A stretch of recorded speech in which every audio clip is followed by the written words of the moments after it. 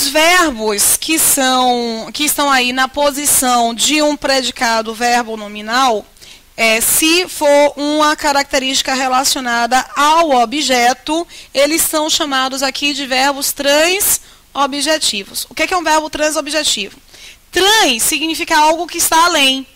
Objetivo lembra o objeto. Então, o verbo transobjetivo é um verbo que, na informação, a informação não se firma somente nele. Ela vai para além do seu objeto, que é justamente o predicativo. Ou seja, é quando eu encontro um predicado com a ação do sujeito e característica estado do objeto. Deu para entender direitinho? Vamos seguir, não é? O que é sujeito? É o elemento sobre o qual se informa algo. Para identificá-lo, você precisa primeiro selecionar a informação e perceber sobre qual elemento nós estamos informando. E isso é importantíssimo, porque às vezes há uma confusão terrível em relação à identificação do sujeito. Então, quando você separa a informação, aquele elemento, aquela coisa, é justamente a coisa sobre a qual você informa algo e por isso não vai errar. Eu vou classificar o sujeito em sujeito simples, sujeito composto, sujeito simples desinicial, é por isso que ele vai ser chamado de sujeito desinicial, conhecido mais popularmente por nós como sujeito oculto. Por que esse sujeito oculto é chamado de desinicial? Porque é justamente a desinência do verbo que vai mostrar qual é a pessoa do discurso. Por exemplo, vimos o São Paulo ganhar. Por que nós sabemos que é o nós que está aqui? Porque a marca da desinência verbal apresenta justamente essa referência, aponta para a pessoa do discurso, primeira pessoa do plural. Então, você tem um sujeito que nós identificamos como sujeito desinicial. Para marcarmos esse nós aqui, significa dizer que nós sabemos a quem nós estamos nos referindo. Afinal de contas, estamos participando daquele discurso e, além disso, olha, nos incluímos. Além disso, nos incluímos foi péssimo, né? Nos incluímos no discurso, e se nós nos incluímos, significa dizer que nós reconhecemos quem constitui este elemento. Eu não posso apresentar esse tipo de referência com o sujeito indeterminado. Por quê? Apesar de, por exemplo, falam de tudo e de todos. Apesar de eu perceber que este verbo falar está na terceira pessoa do plural, eu não posso colocar um eles. E por que eu não posso colocar um eles? Porque pronome está para o nome, acompanhando ou substituindo. Se você põe um eles aqui, é porque você sabe acerca de qual elemento eu estou me referindo, não sabe? No caso aqui, falam de tudo e de todos, eu sei quem é que fala? Não, eu não sei, eu não tenho uma determinação. E se eu não consigo determinar o elemento, eu não consigo substituí-lo por um pronome. Então, essa região aqui, ela é uma região que ficará vazia, porque eu não sei qual é o elemento sobre o qual eu estou me referindo. Belezinha? Belezinha? Não confundam, no entanto, com o seguinte. Às vezes, eles pegam um fragmento do texto. Aí, quando eles pegam um fragmento do texto, no texto você tem que analisar se antes há alguma referência a um sujeito. Porque se houver uma referência a um elemento que possa ser substituído, vocês têm como dizer que o verbo está ali com o sujeito desinicial. Belezinha? Ok, vamos lá. A ideia de sujeito indeterminado, ela também está relacionada à referência da utilização do se, que é uma referência com a qual nós trabalharemos com mais profundidade lá em concordância verbal, por isso não vou trabalhar muito com ela aqui não, tá bom? Orações sem sujeito são aquelas informações que não estão direcionadas a um elemento específico. Eu não estou informando algo sobre alguma coisa, eu só estou informando algo. Eu tenho aqui verbos que indicam o fenômeno da natureza. Eu tenho o verbo haver, indicando aqui uma relação com existir, tempo transcorrido ou acontecer. Tenho o verbo fazer, haver e estar, antecipei um pouquinho, com tempo transcorrido, e o verbo ser, indicando tempo ou distância. Aqui é uma referência também com a qual eu vou me aprofundar na parte de concordância verbal. Não vamos nos aprofundar muito nesse ponto não, tá? João foi à aula. Quem foi que fez a lição? João. Eu não posso dizer que João, a palavra João, eu acho que até em um momento de análise de provas eu falei isso com vocês. Eu não posso dizer que a palavra João é o sujeito do verbo fazer. Porque no momento em que eu separo as orações, e o que é a oração? Oração é uma informação que tem verbo. No momento em que eu separo as orações em um período composto, eu não posso dizer que uma palavra anterior está ocupando, de uma oração anterior, está ocupando a função sintática na oração seguinte. Aqui, portanto, eu chamo de sujeito simples implícito. Alguns autores chamam logo de sujeito desinencial. Tá? Alguns autores indicam logo o sujeito desinencial. Eu não posso dizer que ele é apenas um sujeito simples. Porque sujeito simples é aquele que está escrito aqui e pode ser selecionado como uma palavra. E eu nem posso dizer que o mesmo sujeito, o mesmo tipo de sujeito do verbo ir é o tipo de sujeito do verbo fazer. Eles têm tipos de sujeitos diferentes. Do verbo ir, sujeito simples. Do verbo fazer, sujeito simples implícito ou, para alguns autores, sujeito simples desinencial. Ok? Posso ir, não posso? Eu tenho de analisar que aquela organização das funções essenciais, integrantes ou acessórias, eu tenho que perceber uma ideia de relação. Eu encontrarei funções que estão relacionadas ao nome. E o que é o nome? Sobretudo o substantivo. Em alguns momentos, nome vai ser também o adjetivo e o advérbio. Mas nesse caso aqui, nome é o substantivo. As funções que são relacionadas ao nome. A função de adjunto adnominal, que aqui, olha, esse nominal aqui é exclusivamente mesmo o substantivo. Pode ser o substantivo concreto ou o substantivo abstrato, mas exclusivamente o substantivo. O predicativo, e o predicativo, quais são as funções, as classes gramaticais que poderão ocupar a posição de predicativo? Adjetivo, advérbio ou outro substantivo, tá? Aposto. Aposto é uma função somente do substantivo. Predicativo é uma função do adjetivo, do advérbio ou do substantivo.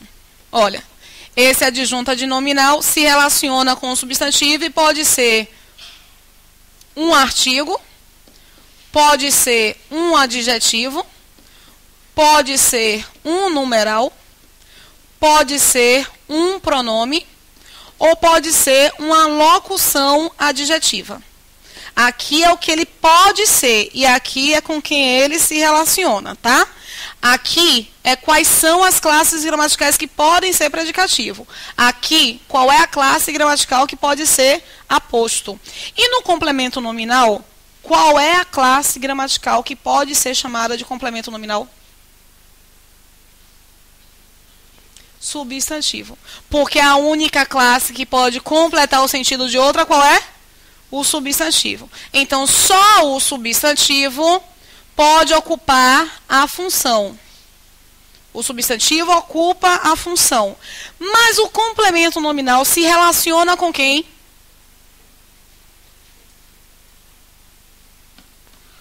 O complemento nominal se relaciona só com o substantivo?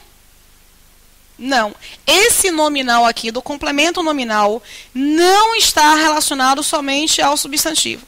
Está relacionado ao adjetivo ou ao advérbio. Olha a diferença. Adjunto adnominal só se relaciona com quem? Com o substantivo. E o complemento nominal se relaciona com o substantivo, o adjetivo e o advérbio, quando esses não tiverem sentido completo. Detalhe importante. Quando ele se relaciona com o substantivo, ele se relaciona somente com o substantivo abstrato. Aqui, quando ele se relaciona com o substantivo, ele pode se relacionar com o substantivo tanto o abstrato quanto com o concreto. Por que é importante sinalizarmos para esse ponto? Quando houver uma palavra relacionada a um substantivo concreto, você pode chamá-la de complemento nominal? Não. Então, você vai já eliminando possibilidades, tá? Eu vou detalhar cada uma dessas funções, não se preocupem, e também indicando quais são as classes gramaticais que poderão ocupar aquela posição e com quais classes gramaticais essas palavras estão se relacionando. Haverá termos associados somente ao verbo. Eu encontro elementos que completam o sentido do verbo, e por isso chamados de complemento. O complemento verbal, ele é identificado como objeto. Eu tenho aqui o objeto indireto e o objeto direto.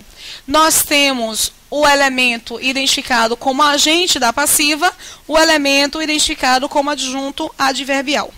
Um detalhe importante. Se é um objeto, se é um complemento, qual é a classe gramatical?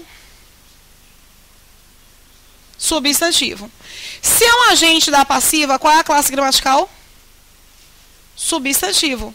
Porque para ser um agente tem que ser uma coisa ou uma pessoa. Então, a classe gramatical que está aqui é o substantivo. A classe gramatical que está aqui é substantivo e que está aqui substantivo. Mas se for um adjunto adverbial, pode ser um substantivo? Não. Eu tenho adjunto sendo um modificador. E se é um adjunto adverbial, eu encontro aí um advérbio. Deu para entender direitinho? Então, vamos seguir. Que horas são? Dá tempo. Queria fazer uns exercícios. Funções integrantes. Isso aqui é um detalhamento das funções, tá? Funções integrantes. Predicativo do sujeito. Já vimos. O que é um predicativo do sujeito mesmo, gente? É um estado relacionado a um sujeito. Este estado pode estar relacionado ao sujeito com um verbo de ligação ou pode estar relacionado dentro de um predicado verbo nominal. Mas eu tenho ali uma característica do sujeito. Eu tenho o predicativo do objeto. É quando eu encontro um estado relacionado ao objeto tanto direto quanto ao objeto indireto. Reparem só, tem uma questão que eles apresentam como uma questão de regência verbal. Bom, eu tenho o mesmo tipo de predicado aí. O que é predicado? Predicado é a mesma coisa que informação. Para eu classificar o tipo de predicado, é necessário pensar se eu tenho ação mais estado, se eu tenho somente ação, se eu tenho somente estado. Aqui, eu tenho ação em estado? Eu tenho o verbo chamar no sentido de convocar ou no sentido de conferir uma característica? Conferir uma característica. Que característica é essa? Bom, a pessoa pode não ser realmente boa, mas eu estou conferindo essa característica. Se a pessoa pode não ser exatamente boa, eu tenho aqui o que chamo de estado. E se eu chamo de estado, significa dizer que eu tenho um predicativo. Vou colocar PT, tá? Essas características estão sendo relacionadas aqui ao o ou ao li. Eles estão se relacionando com o mesmo tipo de objeto? Não. Na parte de pronome, nós estudamos justamente, em pronome, é o momento em que nós estudamos o o e o li e as suas diferenças. O, ele vai ocupar a posição de objeto direto. O li, ele ocupa a posição de objeto indireto. Então, eu tenho uma característica relacionada ao objeto direto, uma característica relacionada ao objeto indireto. O verbo chamar é um dos poucos verbos que, apesar de mudarem a transitividade, não vão mudar o sentido. Porque, normalmente, quando você muda a transitividade, você muda o sentido. Nos dois momentos, o verbo chamar está no sentido de conferir uma característica. Mas, mesmo assim, no primeiro, objeto direto e no segundo, objeto indireto. Aqui, respondendo também aquela pergunta que a colega fez sobre se eu chamo de predicativo do objeto, classificando qual é o tipo de objeto. Pode ser objeto direto ou objeto indireto, depende ali de minha frase. Objeto direto, objeto indireto. Nós já trabalhamos muito com esse aqui, sobretudo ali na parte de verbos. Identificamos, inclusive, que o objeto direto ele pode ser um objeto direto preposicionado. O objeto indireto é aquele que sempre vem com preposição. Nós temos que avaliar justamente o verbo para fazer essa classificação. O agente da passiva. O que é agente da passiva? É aquele que sofre ação? É aquele que pratica ação, é uma construção em que o sujeito não praticou ação. Rose, não entendi, foi nada. Vamos lá. Bom, eu tenho basicamente a mesma informação, não tenho? Nas duas estruturas, eu tenho basicamente a mesma informação. Que é a informação de invadir, invadir. Ok. Mas quando vocês imaginam a cena na primeira, vocês imaginam a cena a partir de qual elemento? Vocês veem os homens, não é? Eles estão aí no plano principal. Na segunda, vocês visualizam a partir de quem? De quê? A partir da casa. Vocês se afastam um pouquinho e veem a casa e a ideia dos homens ali num tipo de cena e não no tipo de espaço e não sendo o elemento central da cena. Não é uma questão de posição. É uma questão de posição na frase? Não. É uma questão de visualização. Quando você visualiza, você trata logo de selecionar qual é o elemento principal. E o elemento sobre o qual eu informo algo é justamente o meu sujeito. Na construção 1, eu tenho a casa, não, eu tenho os homens como sujeito. Na segunda, eu tenho a casa como sujeito. Veja que quando eu seleciono a informação, eu penso lá em cima. Quem invadiu a casa? E aqui embaixo, quem foi invadida pelos homens? A casa. Então, eu tenho aí uma relação, a identificação de informação e depois a percepção do sujeito. Na construção de baixo, quem foi que invadiu? Na construção de cima, também. Só que eu tenho agentes em posições diferentes. Na primeira, na posição de sujeito ativo. Na segunda, na posição de agente da passiva. Por que agente da passiva? Porque nesta construção, meu elemento sobre o qual eu informo algo é um elemento paciente.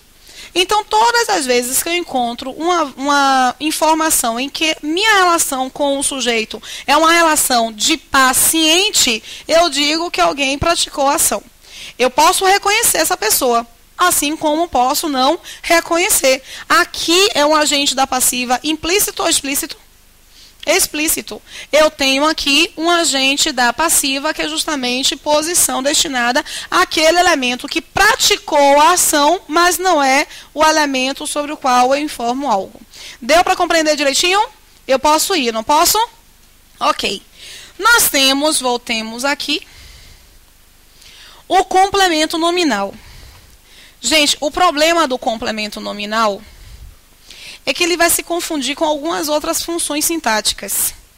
Ele se confunde em vários momentos com o adjunto adnominal. E aí você vai ter que aprender a fazer a diferenciação entre um complemento nominal e um adjunto adnominal.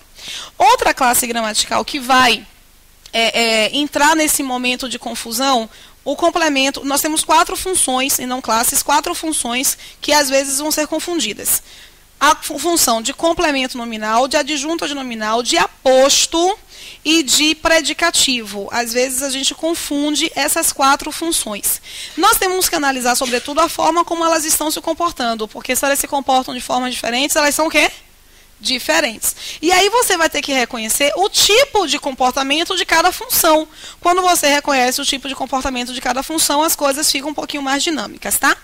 Eu posso passar? Bom, o que eu falei ainda há pouco? Que nós iríamos identificar a diferença entre essas 4 funções. Nós temos certas dificuldades e temos que saber fazer essa classificação entre adjunto adnominal, complemento nominal, aposto e predicativo. Gente, o adjunto adnominal, passem para mim mais ou menos a noção que vocês já têm sobre adjunto adnominal. Ninguém vai passar, então mesmo eu falo. Adjunta de nominal completa? Não, adjunta de nominal faz o quê? Modifica, determina. Ok. Adjunto adnominal, ele tem valor semântico. Ele vai agregar um valor de tipo, de posse, de matéria. Ele tem valor. Ele determina porque confere um valor semântico aos termos com os quais se relacionam. Então, eu vou colocar aqui, olha, valor semântico.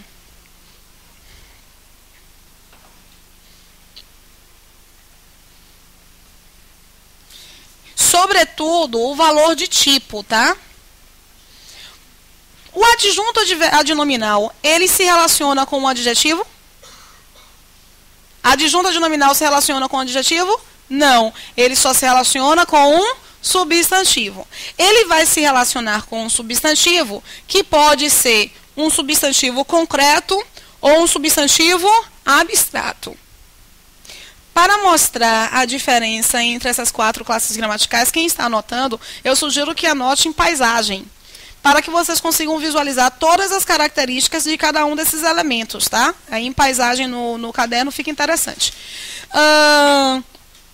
Se vocês tiverem dúvidas em identificar uma adjunto adnominal em relação a um complemento nominal, basta fazer o seguinte. O adjunto adnominal, mas isso só vai servir quando vocês confundirem, tá? O adjunto adnominal, ele tem uma ideia de agente de uma ação. Mas isso vocês só vão fazer quando houver a confusão em relação a um complemento nominal. E essa confusão acontece porque o complemento nominal se relaciona com um substantivo. Qualquer tipo de substantivo? Não. Se relaciona com um substantivo abstrato. Então, a dúvida só vai acontecer quando você estiver aqui, olha, se relacionando com o substantivo abstrato. O adjunto, ele pode se relacionar com o substantivo abstrato ou com o substantivo concreto. Vai haver dúvidas com o substantivo concreto? Não. O problema é que nós não sabemos classificar o substantivo concreto, tá? Oxi, Rose, que coisa sem graça. Todo mundo sabe que concreto é aquele que a gente pega e abstrato é aquele que a gente não pega. Esqueçam isso porque não dá certo. A gente vai abrir um parênteses daqui a pouco para tratarmos sobre essa questão. O complemento nominal, ele não modifica, ele completa. É posição de quê? Posição de um substantivo. O adjunto adnominal, como ele modifica, é posição de um dos modificadores, adjetivo, artigo, pronome ou numeral. O complemento, ele completa e ele não tem valor semântico.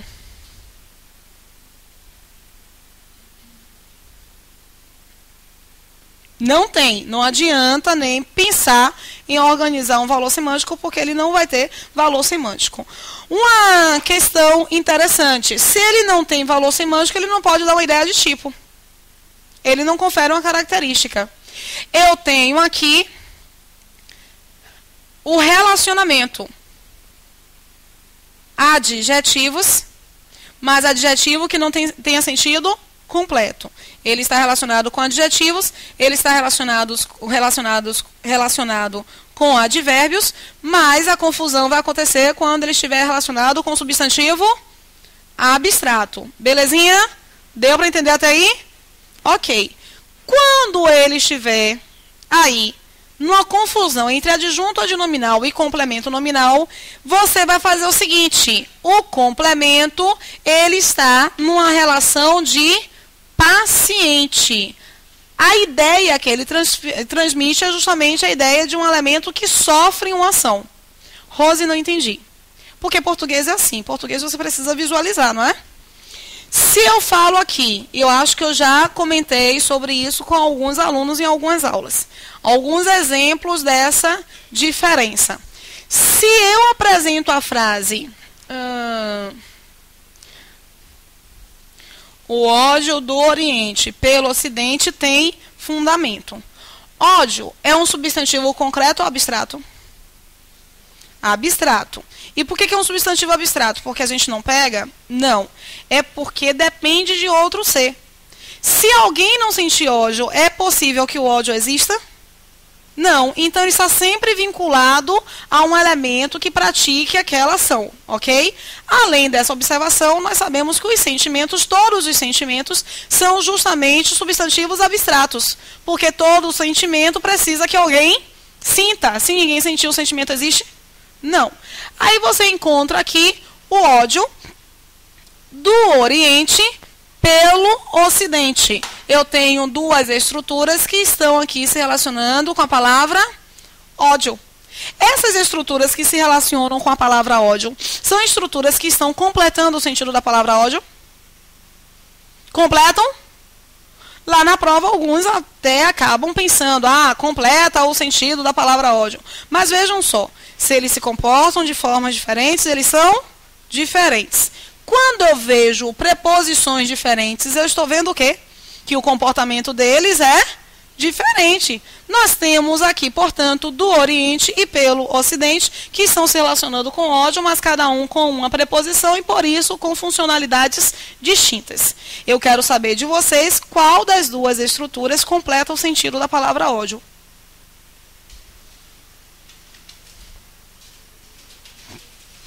Do Oriente completa o sentido da palavra ódio? Quais são os passos? O adjunto adnominal modifica, não modifica? Então me dá um tipo. O tipo do ódio é pelo Ocidente? Ou o tipo do ódio é o Oriente? O ódio oriental também posso, agregar uma palavra. Não posso agregar uma palavra só? Ok. Então, do Oriente eu tenho uma ideia de tipo. Além disso, notem que do Oriente é o Oriente que está sentindo o ódio. O Ocidente está recebendo o ódio. Então, eu tenho uma diferença semântica muito bem marcada. Eu vou encontrar, por conseguinte, do Oriente com uma ideia de agente, uma ideia de tipo. E pelo Ocidente com uma ideia de paciente.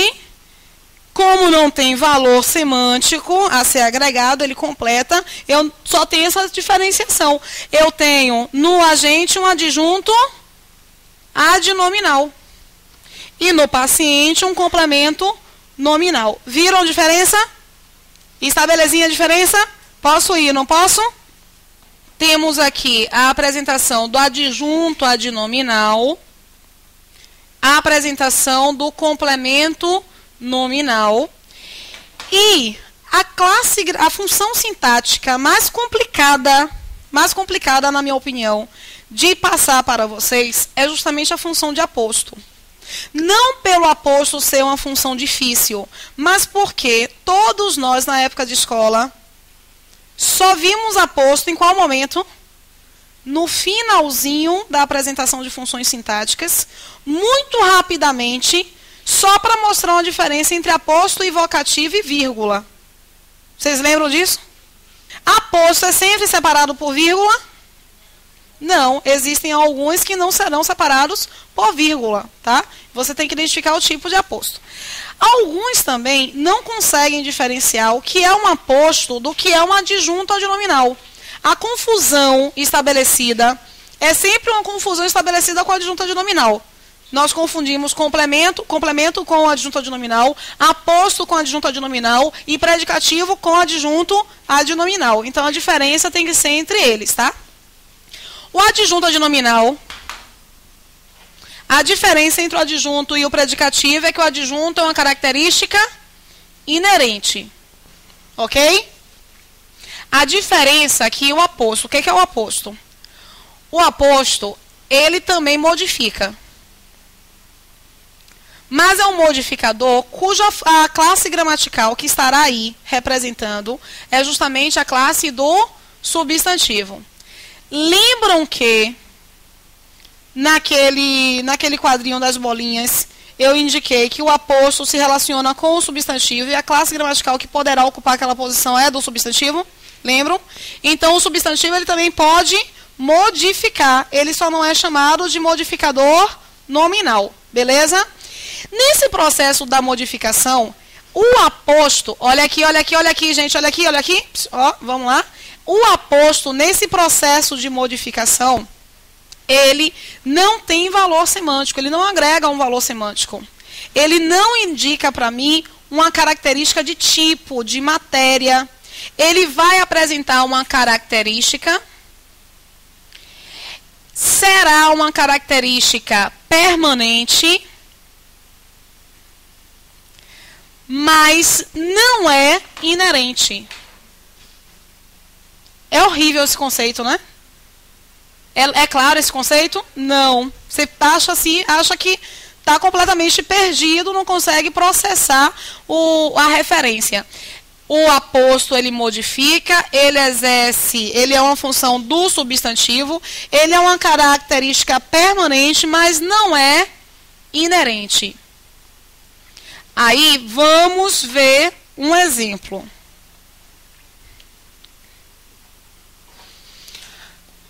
A Avenida Paulo VI é enorme. A Avenida de Pedra é enorme.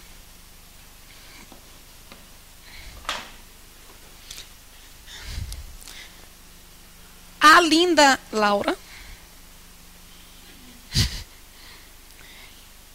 é amiga de Nice. Laura, a filha de Rose,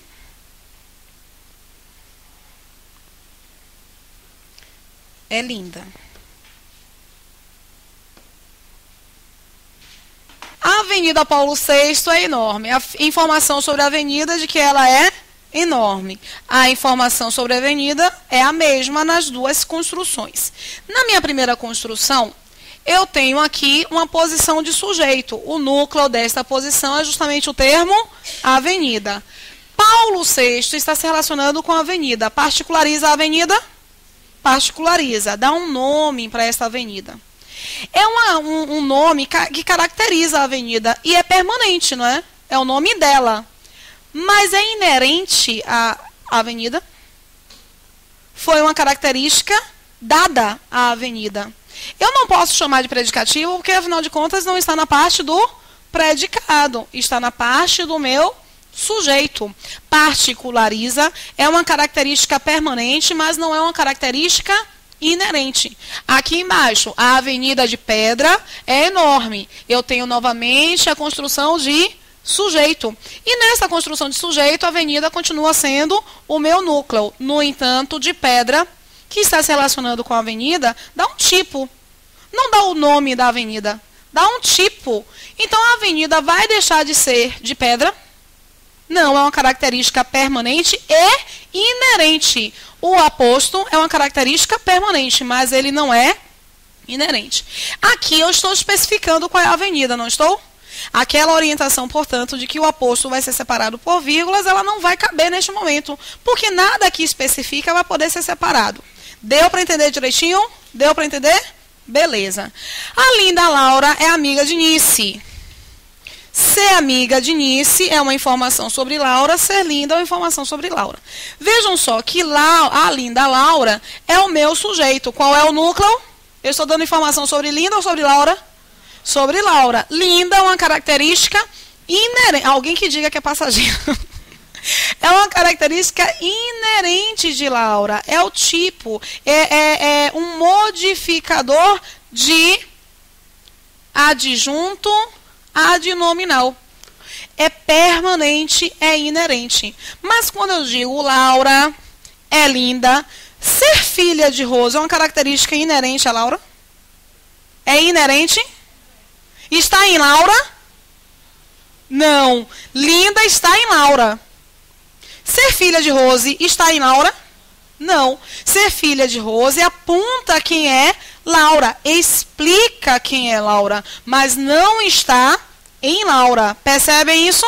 Aqui, olha, de pedra está na avenida, mas Paulo VI está na avenida? Não. não está exatamente na avenida, só dá o nome da avenida. O de Pedra está na avenida, o Linda está em Laura. É essa justamente a diferença entre um adjunto adnominal e um aposto. O adjunto adnominal faz parte, integra, é inerente, está no elemento, e o aposto não está no elemento, mas é permanente. Laura vai deixar de ser filha de Rose? Não, nem se for adotada. Então, vejam só, nós já conseguimos identificar um critério para a diferenciação entre o aposto e o adjunto adnominal. E esses critérios, eles são somente morfológicos? Não. Eles são somente sintáticos? Não. Eles são, sobretudo, semânticos, tá? Eu tenho aqui a diferença entre o adjunto adnominal e o predicativo. O predicativo, ele vai ser um estado. Portanto, ele vai ser uma função do adjetivo, mas também pode ser função de quais outras classes gramaticais? O advérbio e do substantivo. Beleza. O predicativo se diferencia do adjunto adnominal e a dúvida só vai acontecer quando for um predicativo do objeto, ok? Não acontece quando é um predicativo do sujeito. Só acontece quando é um predicativo do objeto. Olha, vou colocar aqui, dúvida quando PT, ou seja, predicativo do OB, ou seja, do objeto. A dúvida só acontece neste momento, beleza? Como é que nós vamos diferenciar? Nós falamos sobre isso ainda há pouco. Eu tenho aqui, portanto, a dúvida só nesse cenário. Em outro cenário eu não vou ter. Como é que eu vou fazer a diferenciação? O predicativo, ele é um estado. Ele não é inerente. Ele pode ser uma característica ofertada. E aí você encontra aquela observação de comprei uvas verdes. A pontuação também vai contribuir para essa percepção, tá? Eu posso abrir um slide em branco? Quando nós identificamos a frase eu comprei uvas verdes, o que eu percebi com esse verdes aqui? Ele é uma característica inerente, ele é permanente. Se ele é uma característica permanente, significa dizer que ele é um tipo. Ele é inerente. E eu vou poder chamá-lo de adjunto adnominal. Se a minha construção apresentar uma vírgula em eu comprei uvas verdes, eu tenho, neste verdes aqui, justamente uma característica transitória. Ela marca para mim um estado. E se ela marca um estado sendo uma característica transitória, significa dizer que ela é um predicativo do objeto. Ok? Beleza?